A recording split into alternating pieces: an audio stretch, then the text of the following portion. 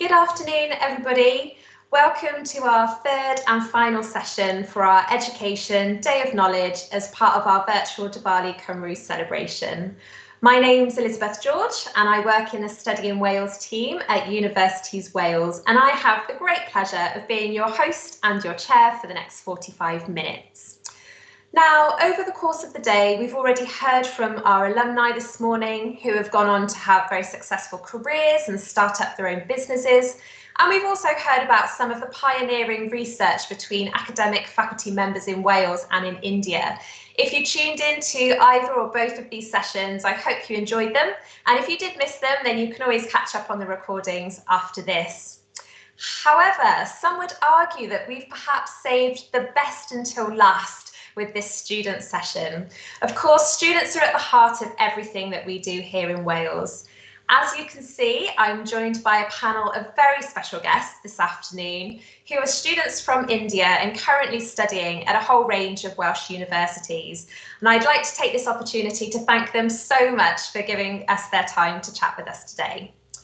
Now, I'll let the panel introduce themselves in a second, but before I do, I'd also like to thank our virtual audience, that's you, for joining us. This session is really for you to help answer those burning questions you might have about studying abroad and specifically about studying Wales.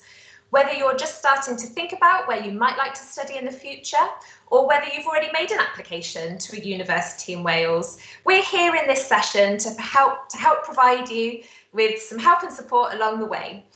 Hopefully, you might also find out a thing or two about Wales that you didn't already know before. Some of you have already sent us a question before the event, and thank you for those of you that have. We've got a big long list to go through already, but I really encourage all of you to use the submit a question box as well as the comment bar that you can see in front of you throughout the session. We'll get through as many questions as we can today, but there's also a whole host of information available on our Study in Wales website, which is studyinwales.ac.uk. There you can find information out about our universities, our scholarship programmes, admissions and visa requirements, as well as lots more information and, of course, hearing from the students themselves.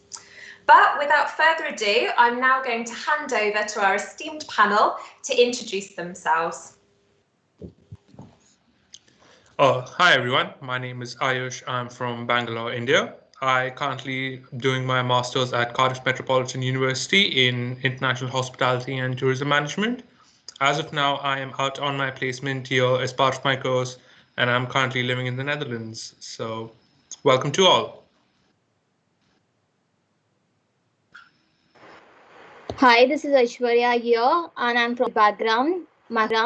My hometown is from Mumbai, India, and I'm currently studying a second-year master's student in musculoskeletal studies in Cardiff Metropolitan University, and currently I live in Cardiff. Hello, everyone. My name is Vishnu. I'm just finishing off my master's in leadership in sport at the University of South Wales. And I've also done my bachelor's from the University of South Wales. So that's a little bit about me. I hope we'll catch up a little bit later. Hello, everyone. I'm Sophia.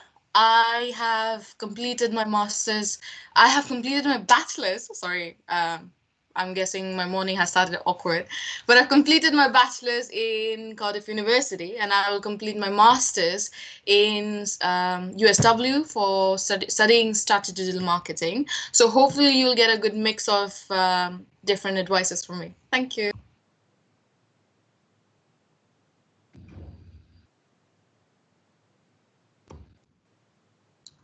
Hello everyone. I'm Midun. I'm presently the Cardiff Med student studying Advanced Computer Science, and I'm from Andhra Pradesh, particularly in the southern part of India.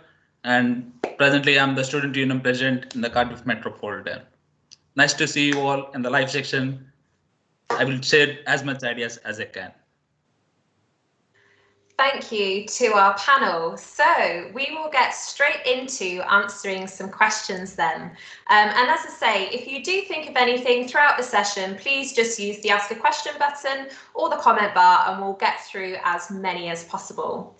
So I'm going to start off hopefully with an easy question for you all, one that you may have thought about before you came to study in Wales, or you might not have even realised. But a burning question that somebody has had is, does everyone speak Welsh, and is the accent hard to understand?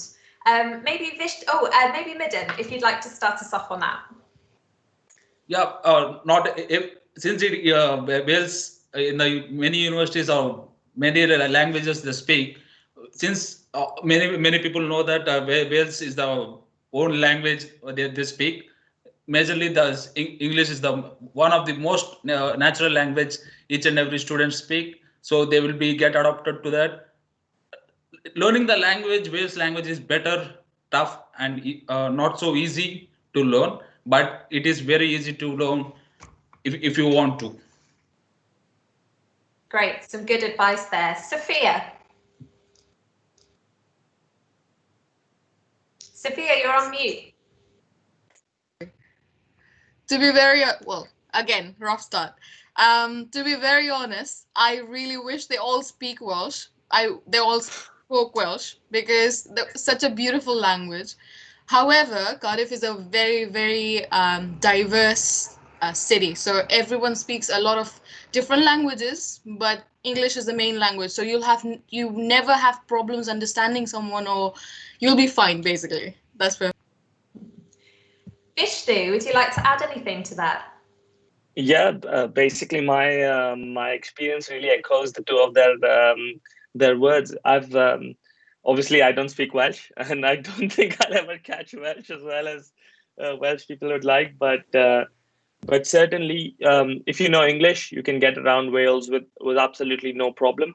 It could be little things like signboards, notice boards, or even directions. Everything will be there in English for you guys. So never feel that not knowing Welsh you'll be at a disadvantage. In terms of people speaking Welsh, South Wales is not does not have too many Welsh speakers, let's say in general.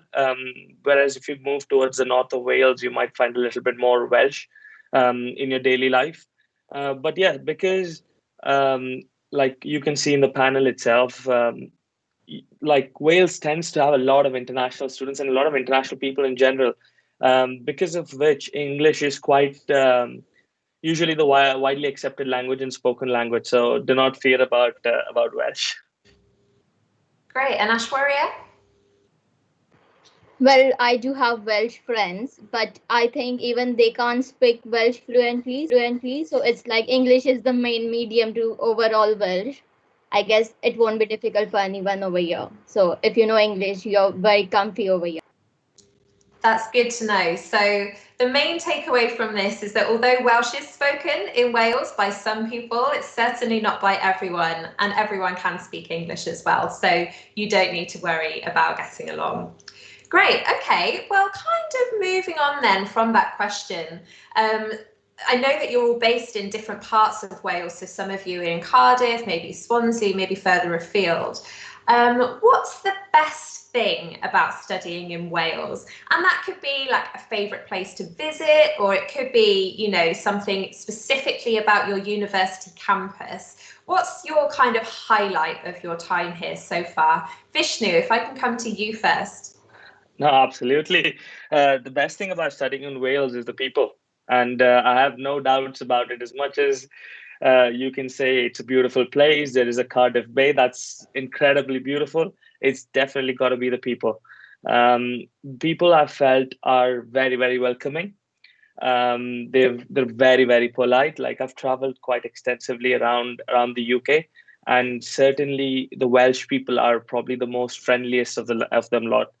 So yes, the people would be first. Also, I think in Wales, because of so many students coming across and a lot of international people in general, people tend to be more accepting of international people in general, and because of that, I feel like you can quickly become a part of the place. So certainly for me, it's going to be the people. Great, thank you. Ayash. Ayash, you're on mute. Sorry about that. So, for me personally, right, if somebody is interested into sports, Wales is the place to be, right? You experience sports from ice hockey to rugby to football. So there's a vast variety of opportunities that people get to experience while studying in Wales as well, because the stadiums are right in Cardiff and they're easily accessible from Swansea and other parts of Wales. So I think if somebody's really into sports, that really translates into the welcoming culture, as Vishnu stated, towards international students, because the locals, how do I say it, they're very accepting and they actually teach you, the cultures and the sports that you follow in. So it's going to be a great experience if, staying in Wales. Great, thank you. And Sophia? For me, I was going to say people as well, and sports the other thing. But apart from that, I have wanderlust. I am an avid traveler. I love to travel, and I feel Wales is such an underappreciated country. We have so many beautiful beaches out there, so many different landscapes and hills and Snowdonia, and it's just beautiful. So I think people who want to travel, along with studying, they can come to Wales and they can see a lot of beautiful things they might not have seen elsewhere. So yeah, that's it. Thank you. Great, thank you so much, guys. There's some really, really lovely answers there. And Wales is definitely known for its warm Welsh welcome. So it's great to hear that that you guys are all feeling that too. So moving on then, a question that's probably quite pertinent for the current time and the situation that we all find ourselves in. Somebody is keen to know, how did you choose your university, particularly if you weren't able to kind of go along to an open day, for example, beforehand? Did any of you go to university virtual open days, or who did you speak to, and how did you come to the decision of choosing the universities that you ended up going to? Sophia, can I come to you again first for that one? Yeah, of course. So for me, I think this is very unfortunate at times, but I think it has helped students who are international right now. Because initially, when I came to study in Wales, I did not have the opportunity to come and see the universities now. But now you have a thing called virtual open days, where you see the university or you feel what is an open day virtually. So you get to know the university like that. But apart from that, me personally, because I did not have the opportunity to actually see the university, I based my decisions on what I wanted out of my university experience. So I saw that I wanted rankings for my course. I wanted to see what courses, what the course was offering, and where my opportunities lied ahead. Apart from that, I think the best thing to do is find someone there are so many representatives, talk to students, find someone who is actually representing the university for your country and talk to them. And I think that's the best experience you'll get in these. That's some great advice. Thank you. Vishnu, over to you. You're on mute, Vishnu. Sorry about the 100th time we've done this, but anyway, my experience actually has been quite different to Sophia's. For me, when I applied, I had the opportunity to speak to lecturers, speak to them more in depth about what the course is and how that translates to the industry where I'd like to be working at the end of my course. So yeah, certainly coming from more such a pro-academic sort of an industry and a course, I wanted to know if I could have placements. So something that was very important for me was to know if the university itself has links in the industry, or members of staff who have links in the industry would be able to help me out at the start. Being an international student, I think this is quite important for you because you don't necessarily have a network base when you first come in. And as people will attest to on this panel, that your time about exploring yourself and starting to work in the industry starts from day one, as soon as you arrive, not after you finish the course. So certainly I wanted to look at that aspect, and I had great advice, feedback, not just from students, but from lecturers as well, as to what sort of areas I could get placed in and what sort of opportunities I had outside of just the academic studying, let's say. So yeah, that was my decision-making factor. That's great. Thank you for that advice. We will actually kind of look into that a little bit more with some more questions in a second. But Aishwarya, I think you might have something to add. Well, I think it's very easy to apply, as you just need to provide the documents, and the university and the representatives which are in India actually complete your all procedures. So I haven't done much for that. And I guess if you have any doubts, so there are different groups on Facebook, Instagram, and even on the Microsoft Teams. So you can just contact the alumni or the people who are studying in Wales, and then actually you will get to know how they are coping up with the studies or the current situation. So you can directly contact them and get the knowledge, and that's what I did. So it was pretty easy for me. That's all. That's great. That's reassuring to know for many people, I think, if they've not started their applications yet. Thank you so much, everybody, for all of your questions that are coming in through Crowdcast. My colleague Maggie is answering lots of those and hopefully providing some links to further information. But we will, as I say, get through as many as we can. So just picking up on something that Vishnu mentioned about kind of opportunities for work placements, and perhaps even, I know some of our panelists are joining us from abroad today. I wanted to ask how are your universities, or what are your universities doing to support you to either get work experience? So that could be an internship as part of your course, or it could even just be kind of support in part-time roles. Can you maybe say a little bit more about that? And Ayush, could I perhaps go to you as our as somebody calling in from elsewhere in Europe? Right. Thank you. So when we start on the internship module or your placement modules, right, there are sessions that are conducted at universities where they tell you, on how to start with your application process for your internship or a job role. And then you have CV building skill classes. You have interview sessions that, mock interviews that happen along with the job portal. Right, and that's not only restricted to the university's job portals. The university's international office also, helps you on external job portals such as LinkedIn and Indeed, because in Europe, LinkedIn and Indeed are much more effective. So that's how you would, build up your skills. There are workshops that happen all across the year for different backgrounds. So you got to pick your interests, and then you can add that onto your resume, and you can find an internship. Great, thank you. And Sophia, did you have anything to add to that? I think that was really complete as an answer. However, I would like to add that a lot of students have questions about how if they would be able to find part-time jobs once they come here. That was one of my questions when I started, for example. So most of the universities have a thing called work experience team, and they are dedicated to help you find work experience while you are here. For example, Cardiff University, speaking of Cardiff University, we have a thing called Job Shop. So Job Shop is particularly built so that they help students find part-time work while they are studying, so they don't it doesn't bother them with their current studies. So I think when it comes to work experience, it's not something that you have to worry a lot, because your university will be there supporting you in different roles and different manners. So that's it. Thank you. That's great. Thank you so much. And I guess kind of related, but perhaps not.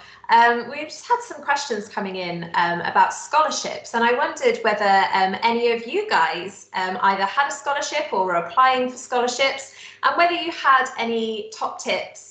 I know if you visit our Study in Wales website, we do actually have some Global Wales postgraduate scholarships that are offered by the Study in Wales team themselves. And Indian students are eligible for those. They are very, very newly launched, only last week, and they are new for kind of 2021 entry. So definitely encourage you to look there. But then universities themselves will also have their own scholarship programs, ranging from full fee discounts to smaller amounts as well. So would anybody like to kind of offer up their experience if they did indeed apply for any scholarships? It doesn't look like any of our panel did. Vishnu. No, I didn't. I didn't necessarily apply for a scholarship, but in general, when as an Indian student, I think if you're not applied to the University of South Wales, you're entitled to maybe about £2,500 as a scholarship. And you, like most universities, will have this. And I can speak of experience from USW. Is that they'll have a scholarships page, and they might, like, depending on which course you're applying for, you might be eligible to, say, a chevening scholarship. So things like that. From personal experience point of view, I actually had my master's fully funded by the university, in exchange for actually working for them a little for a little while, for I think it was about a year or so, which was great for me because I got industry experience while studying at the university. So my experience in terms of scholarship has been really positive, and I really would encourage anyone who's looking at scholarships to go check out these links and pages at the university website, and surely, certainly, you'll be able to apply for a few.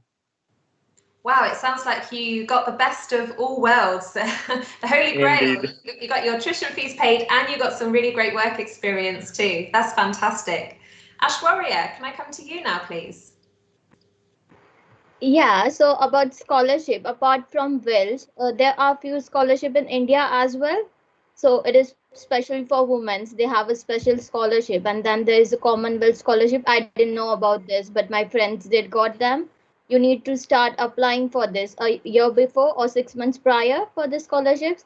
And then there are separate scholarships depending upon your percentage as well. So it starts, usually everyone gets near about £3,000 scholarship when you applied for a Welsh university from India, but it ranges ahead upon depending upon how much percentage you get on your academics.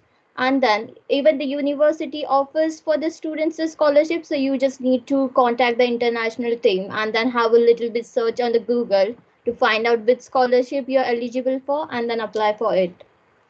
Yeah, I would definitely echo. My top tip would be prepared. If you are interested in applying for scholarships, just start your research as early as possible, because there are so many different scholarship programs available, whether they be from external organisations, universities themselves, or even from your home country to send you abroad to study. So there are lots of options available. And as I say, there is more information about those on the Study in Wales website. So, changing track a little bit then, it would be remiss of us not to mention the global pandemic that we find ourselves in. We've had some questions from students asking, how are you coping with online classes and what's lockdown like in Wales? Ayash, can I come to you? Yeah, thank you. Well, for me personally, our second term almost was in the pandemic, because we had the March, because it was in March, right? As part of our course, we had to travel to Bulgaria for a research trip, but that got cancelled 2 days before we traveled. So the entire module was amended to, as per the new guidelines, where we're not traveling to Bulgaria, but we still had to do an assignment on that. So how the online sessions were designed were that, they were virtual, they were more interactive, there were recordings, there was assignments that were put up, there were weekly updates, because being in a new country in the lockdown was hard, right? You're locked up in your room doing absolutely nothing. So the universities really keep your mental well-being in mind while they're planning these lectures, and they really help you out in every step. So a pandemic or not, the university is always there for you. So it was just a different mode of communication, but everything was still the same. So it doesn't make much of a difference. I'm sure that's comforting to hear. Ashwarya, can I come to you? Yeah, and if you are a bit depressed, like everyone are depressed in this COVID situation, and then you have lot of stress, you do have something which is provided from university, a well-being service. So you can actually book an appointment with your psychologist or the person you actually need to talk. Sometimes it's your personal tutor as well. Or even the professors keep on asking you how you have been in this pandemic and do you really want to share. Like I usually share with my professors as they keep on asking me about my daily lifestyle as well, and then they do help you out to get out of this, making you positive. And I find online lectures, they have actually constructed in such a way where all of the students really interact, and then you give your opinions.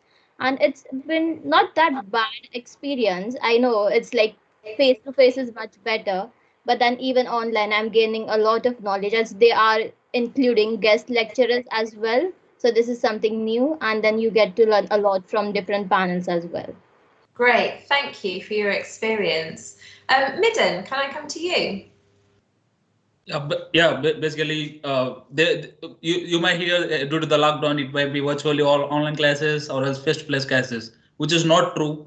Not much of them are online classes, because we are having a section of at least 2 days on campus to get the university experience, and even the library services. You can visit there. You can have the personal interaction with the tutors as well, and with the professors. You can directly interact, meeting them virtually if you want to, or else you can interact them face to face, so that you will get lots of experiences, and you can have the best guidance from the student health and well-being services. So they will support in terms of if you're feeling any symptoms, or else if you have any other things. They are there to support as a team. They will support from the university. It's great to hear that universities are being really supportive of students, and all across Wales our focus really has been for universities to offer a blended learning experience for students. So some of your classes will be online, and there is a move more towards virtual, but as some of the panel have said, I think there actually comes some benefits from that. You don't have to roll out of bed on those dark wintry mornings in the rain and walk down to lectures. You can tune in from at home, but it is important that you do have some contact time, and as much contact time as safe as in a safe and COVID secure way as possible. And I know universities have really been investing really heavily in this area to make sure that students feel safe, but it doesn't impact too much on your student experience. It's just a different student experience, I think. We've had another question come in from the audience who's asked about medical assistance, and hopefully none of you have had any kind of really scary incidences, but how easy has it been, and what kind of experience have you had about accessing either NHS services, or have any of you had to have a COVID test, and how did you go about doing that, and how easy was that? Aishwarya, can I come to you first?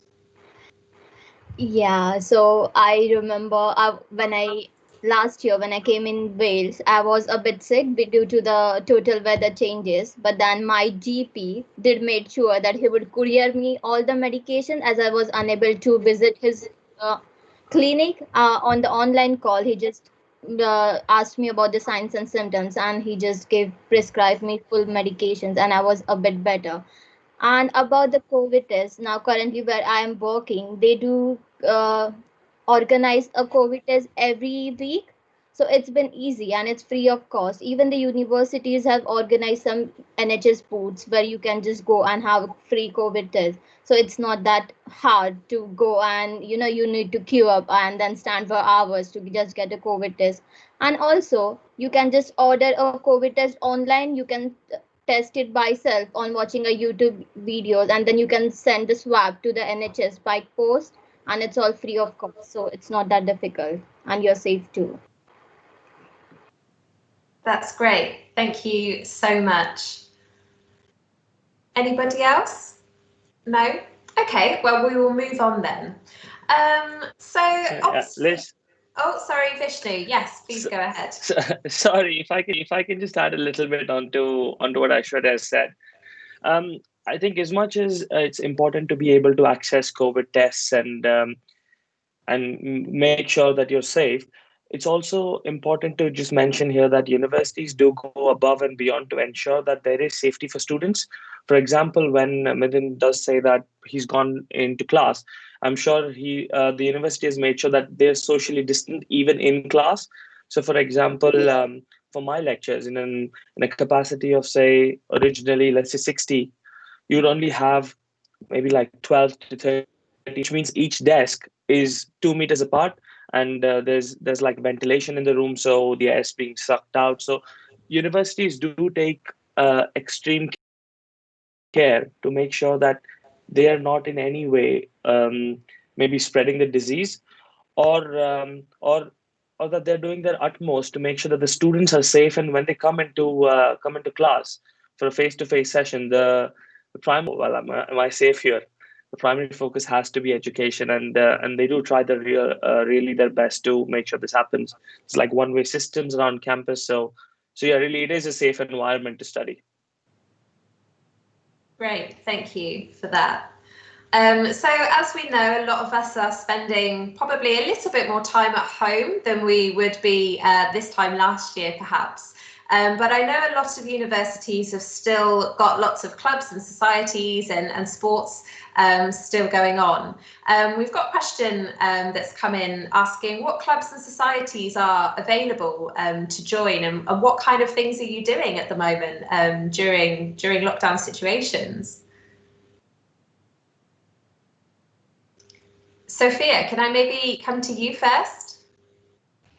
So I think COVID hasn't, and it is amazing that COVID hasn't changed a lot when it comes to societies.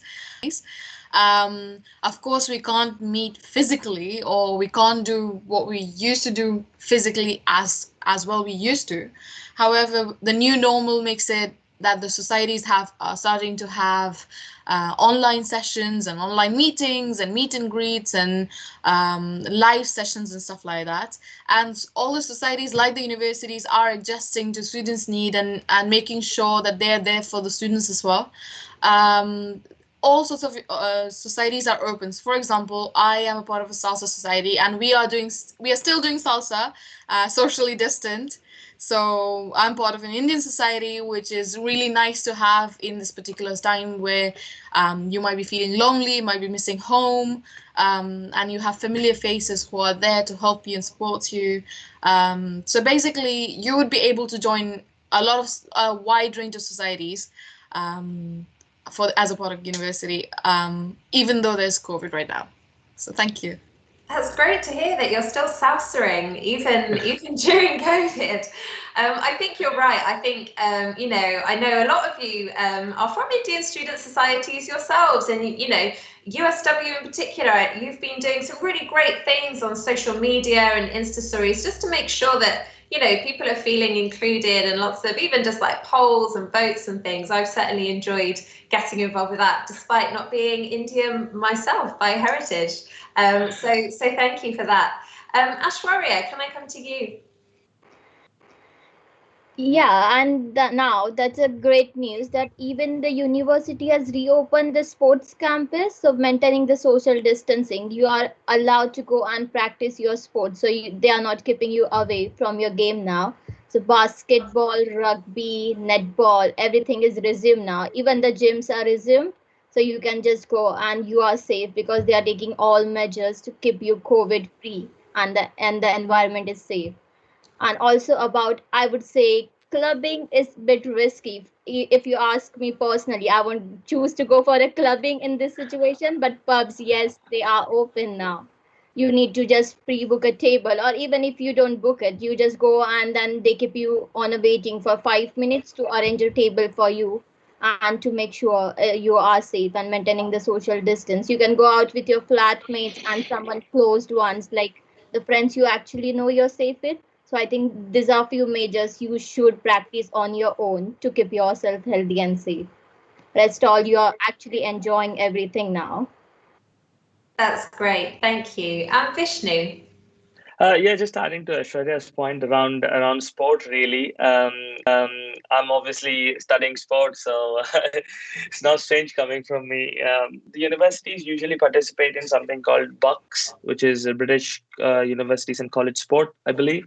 So that's like the main league that they participate in. And for this term, unfortunately, the league has been suspended, but come January 27th, as of today, they are still planning on going ahead. So yes, as we go edge towards Christmas, we're seeing more and more teams starting training now. Now this training might often be indoors, but in these times they're doing it outdoors just to keep maintain that little bit more element of safety. So yeah, certainly for people who are competitive like myself, that is quite an important thing, and I'm really looking forward to in the Bucks leagues again in January. That's great, thank you. Yeah, hopefully they will be back to as near as normal as possible soon. Thank you, everyone. So going back then, we've talked a lot about the social side of studying at universities in Wales. We've had some questions come in that were actually submitted before the event about people asking about the key differences, never mind COVID aside, but the key differences, perhaps if you've either studied your undergraduate programme in India or at school in India. What are the differences between studying in Wales and studying back in your home country? Vishnu, if I can perhaps come to you first. Certainly. This is not great of me saying this on camera, a wide audience, but I did do an engineering back home, and often assignments to be us just copying copying somebody who was the topper's assignment, really just going at 11 at night, just okay, let me have a look at that, just copy the whole thing. So certainly please do not do that when you're here. There's something called plagiarism, and we shouldn't be getting caught in that. So, but on a positive note, what I really liked about studying in Wales or in UK in general is the fact that you're able to express your own ideas, and you can express your ideas just by looking at research and seeing how other people or how research matches towards or kind of backs up your intent or your idea. If you can do that, that's great, and that's how studying is in university. Like for my course, I've not had too many exams. I'm sure like Midun might say no. For computer science, there are quite a few exams, but for certain courses, you might not have many exams, and assessments are done either practical assessments or by submitting, let's say, an essay or a report about a particular topic. So it gives you a chance to go away and research the topic, gather your own ideas, thoughts, and present that in a paper. I think this is a fantastic way because it really promotes learning. It promotes the habit of researching why you're doing something. Like any decision you make in life, it's a lot transferable life skill, really. Any decision you make in life, you start to research and have a look about what other people have done around the same sort of area. So certainly, I'm trying to keep this answer quite generic, but but certainly, I think that is a very, very good way of learning, and I've certainly felt that I've um, I've been more interested in learning in general since I've come to the UK. That's great, thank you. Thanks, Vishnu. Aishwarya, did you have something to add to that? Yes, I would be adding to Vishnu's point. Like, if you're doing undergraduate in your country, you already know the basic skills of your country. You learn that for 4 to 5 years. So I would always go, in my opinion, go to some other country and learn something what's going on around the world. So you get to know what's going on in their country as well as in your country. So it is add on to your knowledge level. And I find it a bit good over here in Wales because it's always said it's difficult for a healthcare background people to get a job and experience over here unless you don't get a license. But I would say I am lucky enough that my guest lecturers and professors did give me this opportunity to work in one of the Cardiff hospital on an observership and then even slightly practice by their side under their guidance. So I did got this opportunity over here and I have been learning a lot. Like even my professors keep on saying from the day one last year when I came over here and now in my second year, I have been improved a lot the way you think. So initially I was like, I would just do my master's and end everything. But no, now I have started thinking I should do some research. I should go for PhD because your professors are highly qualified and even in that position, they are so friendly to you that even you can ask your silly doubts. So if it was me before 2 years back, I would have not joined this panel to say something, but now I'm pretty confident that I can share my knowledge, share something, and I'm pretty confident on my knowledge, my experience, because everyone has it different. I think you get this something you learn when you actually leave your hometown and then come somewhere and then you get this new personality, I would say. Thank you. That's so great to hear. Thank you, Aishwarya. I think you're right. I think travel broadens the mind, you know, whether it's for education or professional purposes or just for travel because we love to visit new places. But it's so great to hear that your confidence has grown and you've had the opportunity to kind of work in a different way to what you're used to. And I think that's really is one of the benefits of studying abroad, you know, wherever we choose to study, is just that opportunity to grow in confidence and step outside our comfort zone.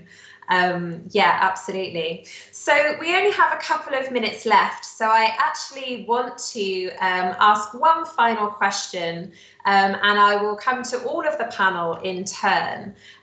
Just to really ask, I'm really interested, how do you, what are your plans for after you finish studying in Wales? How do you hope to use what you've learned at your universities in Wales and apply it elsewhere? So that could be a job or whatever, but I'm really keen to hear from you. So Midden, can I come to you first, please?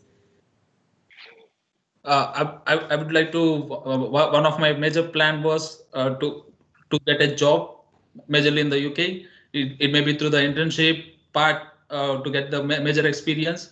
Maybe from the university side, majorly the career team helps to develop your CV, and you will get to know how do you face the interview, what are the skills you need to represent there inside of the company, so that you will get lots of experience to get a job. And moreover, if you want to socially activity like the sports events or else any events, just like Vishnu mentioned, even in the Bugs, even I participate in the badminton.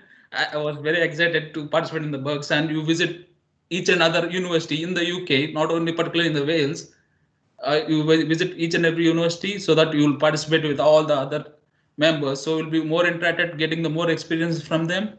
So you'll be both physically and mentally, you will be very exposed to each and everything in the UK. Great, thanks Midden. Sophia, can I come to you next? For me, I have a few plans going ahead. I wanted to mention this earlier, but I am doing other courses apart from a university course. So I'm doing an IT course. And I'm so grateful for the Welsh government because I was funded by the Welsh government to do these courses. So I'm not sure if everyone's available, but there's a graduate scheme now in place in UK. So you'd be able to work 2 years after you've completed your 1 year degree here or whatever terms of degree. So if you graduate next summer, so this summer, if you graduate this summer, you would be able to have 2 years to do your work experiences. So most likely I will use my IT knowledge as well as my university knowledge to gain some practical experience before I leave. That's it. Thank you. Yeah, thank you. And that's great to know that there are other courses, funded courses available to make the most of your time here. Ayush, if I can quickly come to you about your future plans. Right. So at uni, you know, when I thought of doing my assignments, why am I doing this research? But now when I'm doing my internship, I actually notice, you know, my analytical thinking, how it's helping me now in real time. When it comes to, you know, just rewriting something or citing someone. So it really helps. So yeah, once I finish its hospitality, so hopefully COVID really settles down and the hospitality industry opens up again. All the best of luck. I'm sure it will. I'm sure it will. And you'll be really well placed when it does to get those good jobs. Yeah, being in Amsterdam, so it's a huge opportunity right now. So hopefully things settle down soon. Thank you. Ashwarya, can I come to you next? Well, I would add on to Ayush that because of COVID, lots of fields have been like they have work from home, but then being in a healthcare, it's an advantage for you that you still can go and work. So yeah, I am working and I am working with a special need. So me and my professors, we were planning other day, like I gave a thought about I need to do a PhD. So we are just trying to figure out that what topic I can go for my research. And even my guest lecturers are kind of helping me to get exposure and experience over here. So I would be working with them on site. And yeah, there is a plan for India as well. So whenever I gain a bit of experience, I'm going to come back. And then I have a thought in my mind, like changing the people's perception to using a better footwear. This is what I learned with from here, from my university. And yeah, my guest lecturer is going to help me out, like how you can just, go and help out people or spread the awareness over there. So yeah, there are quite few plans working on, but yeah, I would like to use the opportunity of 2 years, get some kind of experience over here, especially in Wales, because if I need to choose between England and Wales, I feel Wales is a country where I would feel safe and homely. So I need to share one thing. So I'm away from my country for 1 year and I have Welsh friends. So the other day, their parents literally cooked Indian food for me. Like they did try it for first time just to make me familiar that, I'm not away from my home. And that was so touching for me. They literally cooked the authentic Indian food and I was like, oh my God, it's like, you have a second family here. So it's a good thing. Thank you, lovely to hear. And finally, Vishnu, over to you. What's your plans for the future? This is honestly the question I dread the most, Elizabeth, and I'm glad that you came to me last. Give me a little bit of time to think about it. But just to give you a little insight of around this is 5 years ago when I came to the UK, I thought I had everything mapped out and this is how it would pan out. Something I've learned in the last 5 years is that it does not necessarily go to plan. But having said that, it doesn't mean that I'm not heading in the right direction. Although I might be taking a few detours or gathering a different sort of experience in the meanwhile, I think that adds to me overall as a person, and certainly to my skills as well. Yes, the end goal for me would be to work in professional sport. Now, I don't know if that's going to be in India, elsewhere in Europe, or UK. But certainly, my time in the UK has given me the skill to adjust and adapt to a different surrounding, a different place, a new environment, and a new style of working. So these experiences that I'm taking away, I think, are more important for me to reach that end goal. And I'm now more open and happy to maybe take a few detours or experience a few different things along the way before I reach that end goal. But yeah, certainly, I think for me, using these 2 years that is just coming in would be the start for that. Brilliant. That is such a lovely note to end up on. We don't have to have it all, particularly at the moment, we don't have to have it all planned out. Let's just make the most of our opportunities and something good will come out of it. I'm afraid to say that is us out of time. Thank you so much again to our panel for contributing your kind of experiences and being so honest and also so enthusiastic. I really hope, and I'm sure our audience will have got a lot from today's session. Thank you so much. Thank you to our audience as well. And all that's really left for me to say is happy Diwali and have a great rest of the week, everybody. Thank you.